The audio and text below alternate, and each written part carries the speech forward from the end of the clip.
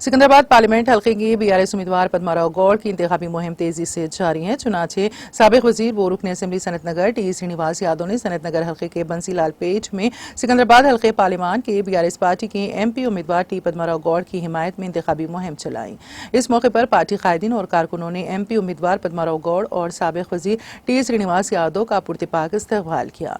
इस मौके पर सिकंदराबाद असेंबली के पार्लियामानी इंचार्ज एम राजीव सागर, बीआरएस पार्टी यूथ विंग के रियासती कायदीन रामेश्वर गौड़ के अलावा दीगर मुकामी बीआरएस कायदीन और कारकुनों की कसीर तादाद ने शिरकत की। बारजा मीडिया से खिताब करते हुए बीआरएस उम्मीदवार टी पद्माराव गौड़ ने कांग्रेस और बीजेपी को अपनी शदीद तनकीद का निशाना बनाते हुए लोकसभा इंतखाबात में हल्के पार्लियामान सिकंदराबाद की नशीस्त से कार के निशान को वोट देकर उन्हें भारी अक्सरियत से कामयाब बनाने की अपील की है।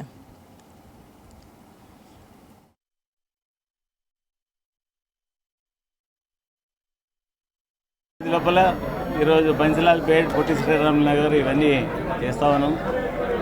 మేము వెహికల్ అంటే ఈ ఎండ తీవ్రతను బట్టేసి మా కార్యకర్తలకే కానీ ఎవరికైనా ఇబ్బంది కలగకుండా ఈ వెహికల్లో ఉండి అందరికి నమస్తే చేసి ఓటు అప్పీల్ చేస్తామంటే మంచి స్పందన ఉంది.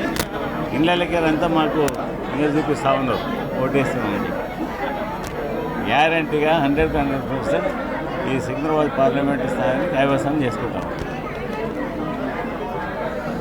ప్రభుత్వం ఉన్నప్పుడు చేసిన హైదరాబాద్ సిటీ కానీ ఇంకా ఇతర జిల్లాలే కానీ ఈ హైదరాబాద్ డెవలప్మెంట్ ఏ రేంజ్ అయితే జరిగిందో ప్రజలంతా ఖచ్చితంగా 100% మాయంపడి ఉండేది.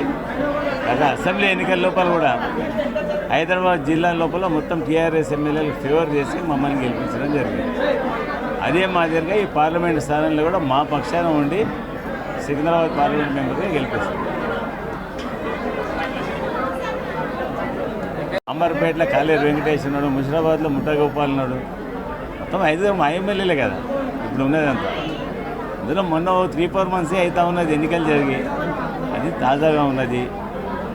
కేంద్ర ప్రభుత్వం ఇప్పుడు ఏమనుసరిస్తుంది, రాష్ట్రానికి ఇచ్చిన నిధులేంటి, ఇక్కడ ఉన్న పార్లమెంట్ మెంబర్ ఏం డెవలప్మెంట్ చేస్తాడు ఆ దేవుడికి ఎక్క. ఎవరిని అడిగినా కానీ ఆ క్యాండిడేట్ని 5 సంవత్సరాల్లో చూసిన దాఖలాలు కూడా లేవని చెప్తా ఉన్నాం. మేము నిరంతరం ప్రజా జీవితంలోనే ఉంటాం, ప్రజల మధ్యనే ఉంటాం. గ్యారంటీగా ఈ ఫేవర్లో ఓట్ చేసి గెలిపిస్తామని చెప్తా ఉన్నాం. నేషన్ పార్టీలు కూడా ఈ మన ప్రాంతం నుండి కూడా ఇక్కడ వాయిస్ను పార్లమెంట్లో లేవనెత్తే విధంగా అక్కడ ఒక క్యాండిడేట్ ఉండాలి. సికింద్రాబాద్ నుంచి కూడా మా పార్లమెంట్ మెంబర్ ఉండాలని ఈ ప్రాంత ప్రజల మనం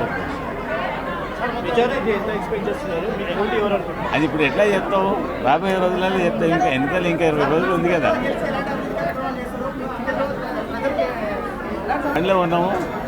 ఆమె కూడా ఒక ఛానల్ వీడియోకి వచ్చింది, ఆమెకు చెప్తా ఉన్నాము ఈ ప్రాంతం అంతా ఎట్లా ఉందమ్మా కొంచెం చూడని చెప్పేసి. అంటే ఈ లోకల్లో ప్రతి ఒక్క పౌరుడు ఇక్కడ తిరుగుతూ ఉండే, రోడ్లు మంచిగా డీసెంట్గా రోడ్లు అయినాయి, పార్కులు అయినాయి.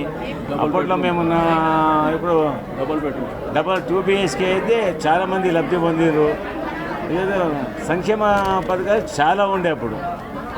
అప్పటి ప్రభుత్వంలో చేసిన సంక్షేమ పథకాలు, మేము ఇచ్చిన బెనిఫిట్స్ ఇప్పుడు ఈ 4-5 మాసాల నుండి కేవలం ఊటకం వాగ్దానాలు చేసి ఇప్పుడు కనుక ఏమీ అందలేదు. ఇప్పుడు ఆ ఉచిత బస్సు అని కూడా చెప్పారు, అది కూడా లేని గొడవలు అవుతూ ఉన్నాయి ఈ నగరంలో.